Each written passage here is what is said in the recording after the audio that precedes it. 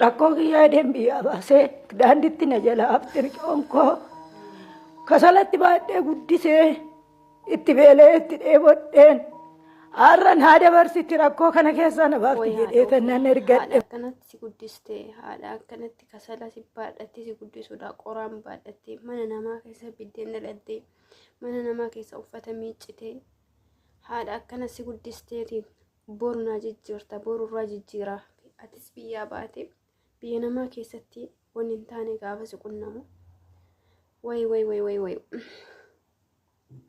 obboleeyyan keenya obboleetti keenya bara darbee keessa hin beektan jedhe qabbanee raggaa isaatii kan biyya Dubaayii keessa Beeruut hin turtee du'e Beeruut irraa akkuma beekamu jireenyi Beeruut ulfaannaan karaa Dubaayitti jijjiiratte osoo humaan hin turre kan lubbuu isii baheedha.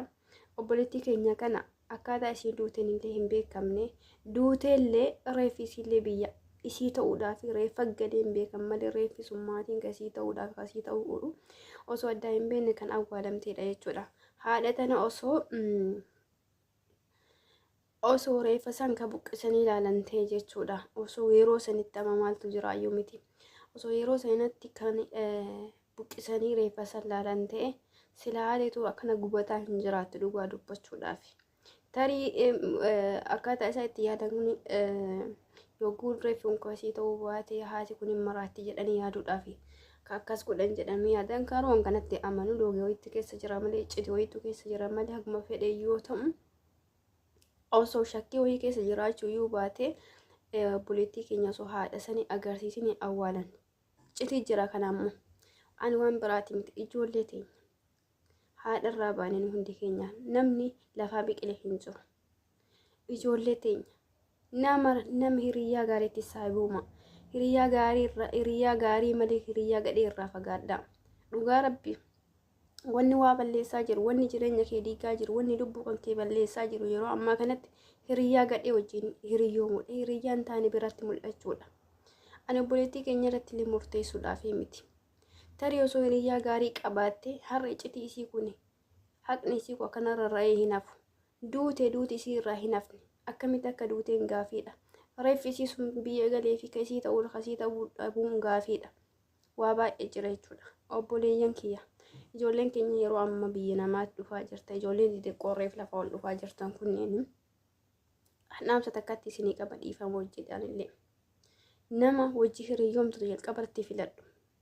Namni sun eessaa bahee eessa jira maalitti jiraata adeemsi isaa maali duubni isaa maali qoradhu. Akkanumaan gawwuu jettee jechuudha. Akkuma namni laal akkanuma ittiin bu'in hiriyyatti itti fiigin. Hiriyyaa amma asiidhaas hojii nyaate keessa duuba deemsi nyaata waan ta'eef. Hiriyyaa amma asii afaan gaarii si dubbatee boodarra boolla si qota waan ta'eef. Ani obboleettii keenya kanarratti hin murteessu. Akkaataa isiin duuteen illee duunaan duusee jirti addunyaa kanarraa galtee jirti. Tarii akkaataa isiin duute hiriyyaa gadhee filachuudhaan ta'uu danda'a.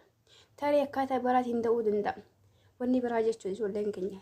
Warroonni dhiyeenya biyya kanaa dhuftan jechuudha. Biyya namaa dhuftan biyyarraa jechuudha. Wanni isin beekuu qabdan jechuudha. Yoo ofii jiraachuudhaaf hin barbaanne, yoo hiriyyaa gaarii wajjin jiraachuu hin barbaanne, haadha keessaniif jedha maatii keessaniif jedhaati hiriyyaa gaarii filadhaa. Hiriyyaan gaarii waa baay'ee si fayyada. Silaa hiriyyaa gaarii maattu jiraayyuu miti yeroo ammaa kana keessatti. Dhugaa rabbii akkana karaa haftani obboleettii keenya kana rabbiin dhugaa isii haa baasu dhiyootti. Maaliidhaafi haati kun amma gugguba isaa kana jiraatu waggaa haga lubbuun jirtu haati kun jechuudha. Seenaa kun garaa isiin bahu. Kasalatti baadhadhee guddise dhala kiyyetti. Waggaa 7 gaafa isi wanna garaa nama nyaaturraa jechuudha. Laal waan murteerra du'u namni bira darbu jiru. Gaafa isiin Beeruut irraa jijjiirattee Dubaayin dhuftu natti dhufiitiin achi booda Dubaayin deema jennaaniin saffilatteetiin osoo natti hin dhufin kara Dubaayii seentee jetti. Seenaa akkamitti haadha isa kana keessa jira jechuudha. Naa dabarsitii jedhee kasala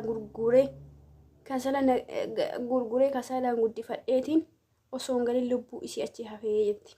Wallaamii kana calawni qalbii isin cabsu hin jira. Yaa obboleeyyan kiyya warroonni haqa namaa nyaattan. Ila maallaqa nyaachuu homaa miti dhugaa rabbii maallaqni argama hin dhabamu homaa miti. Garuu warroonni lubbuu namaatiin taphattan warri dhugaa namaa dhossitan osoo argitan osoo beektan osoo haqni asiin dabuu beektan obboleettii keenya kana jechuudha. Reeffisi biyya haa galuu baatu dirqama namni wayii jechuudha. Dirqama namni wayii icciitii mucayyaa kanaan beeka sirriitti beekaa dhossa malee. Akkaataa isiin duuteen illee maaliif akka duuteetti illee akkamitti akka duuteetti illee yoomi akka duuteetti illee reeffi sun biyya ka isii ta'uu dhabuu illee namni wayii icciitii irra taa'ee beeka. Namni sun ubbeetta. Ati obboleettiiti yaa obboleessa kiyya tan haqa obboleettii tanaa dhossitee haadha kan akkana hiraarsitu. Haadharraa dhalattee miti waan biraa dadhabde. Haadharraa hin baane ati. Haadharraa hin dhalanne ati. Mukarraa biqilte lafaa ol biqilte. Mukarraa argamte. Yoo jireenyaaf sodaattee icciitii mucaa kanaa baasuu sodaatte. Homaa miti. Guyyaa rabbiif fedhe malee lubbuun namaa hin baatu abadan. Lubbuu keetiif hin sodaatin. Sababa ofitti ta'uun waan jiru. Sababa akka ofitti hin taane dorguun waan jiru. Garuu ammoo haqiiqatan lubbuun gaafuma rabbi uumamte duuteedha uummanni keenya jechuudha. Kanaaf ubbeettan warroonni achi keessa ubbeettan rabbii keessa sodaadha haqa mucattii kanaa barbaada.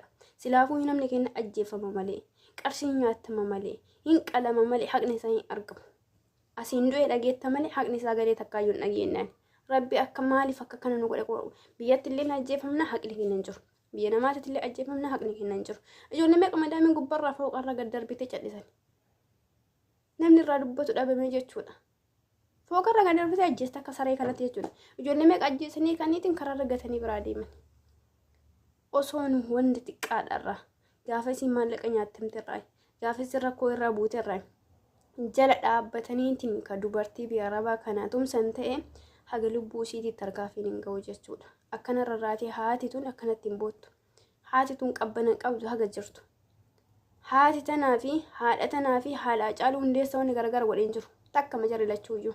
Indoo wanni ol caanii qabaniyyuu jedhan akka kiyyatti. Maaliidhaaf haati rabbiin dhugaa isaa haa baasu. Haati isaa abbaa isaa arganiiti awwaalatani.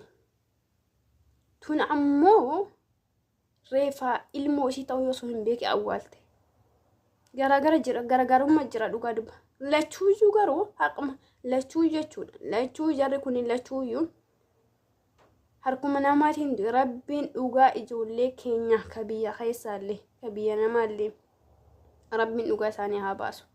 Dhugaa rabbii faffacaanii jira akka malee hin taane jirallee. Duuna namni nu birmatu hin jiru. Dhukkubsanaa namni nu birmatu hin jiru. Nu kalaas namni nutti fayyadamu yeroo nu fayyaa qabnu qofa. Yeroo nu fayyaa qabnu bicha yeroo nu fayyaa qabnu qofa namni irraa dhiichisaa akka nu nama gaarii ta'an. Gaafa nu karatti dhukkubsannee hafne. Gaafa nu iccitiin garagaraa nu qonnamee garaatti hafne abbaa kana namni nu jedhu hin jiru. Kanaaf obboleeyyan kiyya namni nu birmatu hin jiru miti. Namni si birmatu eenyu sima lubbuu kan kee kana. Bakka gaarii dhaabbadhu. Bakka hin taane dhaabbatin hiriyaa gaarii filadhu. Hiriyaa qilleensa gattu biraa fagaadhu. Hiriyaa sababaa sitti taatee lubbuu kan kee baasuuf deemtu duuba sii qoradhu. Dhugaa rabbi dhugaa muca'oo tanaa rabbi haa baasu isii fi fakkaatota isii warroonni biyya namaa keessatti jechuudha. Biyya namaa keessatti lubbuu dhaban hunda isaatu iyyuu rabbiin inshallah dhugaa isaanii haa baasu haadha tanallee rabbiin imimmaa isii qoorsise. Ani dhugaa rabbi waan nuti natti fakkaatu dhugaa rabbi wannuma reeffi sun ka biraa ta'e isiin biyya namaa jirtu hin fakkaata. Yaa rabbi tilaaffisiif ka maaltu beeka waan rabbii ganu. Kanaaf yeroo gaarii qabadha marti keessanuu dhiifama obboleeyyan kiyya warroonni amma dhuftan ijoolleen xixiqqoon biyyarraa amma baatan bakka hin taane dhaabbatina. Lubbuu yeroo ammaa qaaliidha namni abbaa kanaa hidhee si birmatu hin jiru.